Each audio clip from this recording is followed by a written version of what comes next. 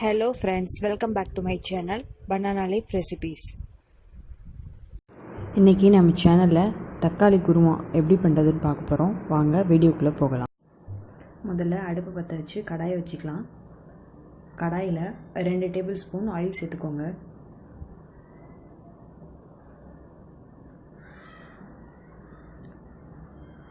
Oil நல்லா சூடாகிடுச்சு. இதில் 4 கிராம்பு, 2 துண்டு சின்ன பட்டை, ஒரு பிரிஞ்சி இலை போட்டு தாளிச்சிக்கலாம்.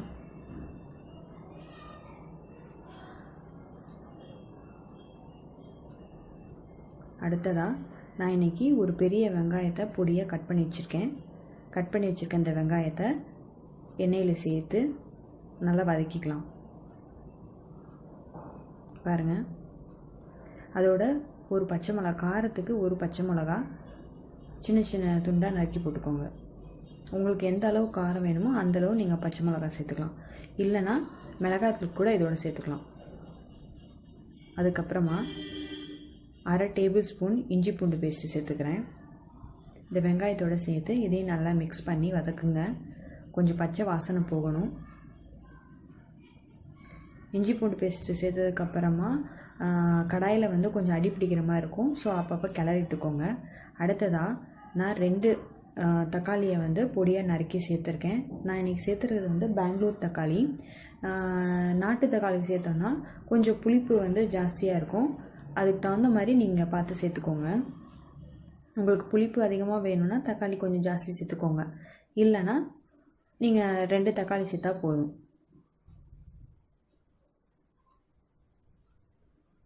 அதுக்கப்புறமா இதுக்கு தேவையான அளவு உப்பு.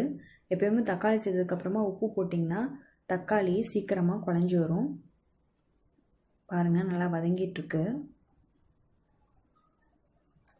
1/2 டீஸ்பூன் மஞ்சள்தூள் சேர்த்துக்கோங்க. சேர்த்து நல்லா மிக்ஸ் பண்ணுங்கள். அடுத்ததாக நான் இன்றைக்கி ஒரு அரை மூடி தேங்காவை திருவி பேஸ்ட் பண்ணி எடுத்து வச்சுருக்கேன். அந்த பேஸ்ட்டை இந்த மசாலாவோடு சேர்த்துக்கோங்க. சேர்த்து நல்லா கிளறுங்க. பச்சை வாசனை போகணும். அது வரைக்கும் நம்ம கொஞ்சம் கொதிக்க விடலாம். பாருங்கள், இந்த மாதிரி தக்காளி அடுப்பு இந்த தேங்காயோட நல்லா மிக்ஸ் ஆகணும். நல்லா மிக்ஸ் பண்ணிவிட்டு கொஞ்ச நேரம் அப்படியே விட்டுருங்க. அடுப்போட தீ கொஞ்சம் கம்மியாக வைங்க. இல்லைனா இது அடி பிடிக்கும்.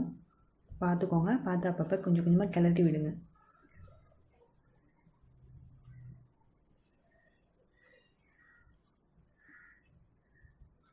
ஒரு 3-4 நிமிஷம் வதக்கினா போதும். இப்போ இதில் 1 டீஸ்பூன் சோம்புத்தூள் சேர்த்துக்கிறேன். சோம்புத்தூள் சேர்த்ததுக்கப்புறமா நல்லா மிக்ஸ் பண்ணி விட்டுக்கோங்க. அதுக்கப்புறமா குருமாக்கு தேவையான அளவு தண்ணி விட்டுக்கோங்க. நான் தேங்காய் அரைச்சி அந்த பாத்திரம் இருக்கு இல்லைங்களா, அதுலேயே தண்ணி ஊற்றி மிக்ஸ் பண்ணி விட்டுருக்கேன். ஸோ இந்த மசாலாவும் இந்த தண்ணியும் நல்லா மிக்ஸ் ஆகி கொதிக்க ஆரம்பிக்கும். பாருங்கள், இந்த மாதிரி நல்லா மிக்ஸ் பண்ணி விட்டுக்கோங்க.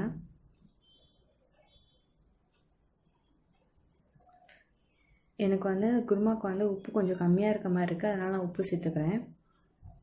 உங்களுக்கு காரம் வேணும்னா இன்னும் கொஞ்சம் நீங்கள் மிளகாய் பொடி சேர்த்துக்கலாம். குருமா நல்லா கொதிச்சிட்ருக்கு. கெட்டியானதுக்கப்புறம் குருமாவை இறக்கிற வேண்டியதான். இந்த குருமா பார்த்தீங்கன்னா சப்பாத்தி, இட்லி, தோசை இதுக்கெலாம் ரொம்ப நல்லாயிருக்கும். கண்டிப்பாக நீங்கள் இதை வீட்டில் ட்ரை பண்ணி பாருங்கள். என்னோடய வீடியோ உங்களுக்கு பிடிக்கும்னு நினைக்கிறேன்.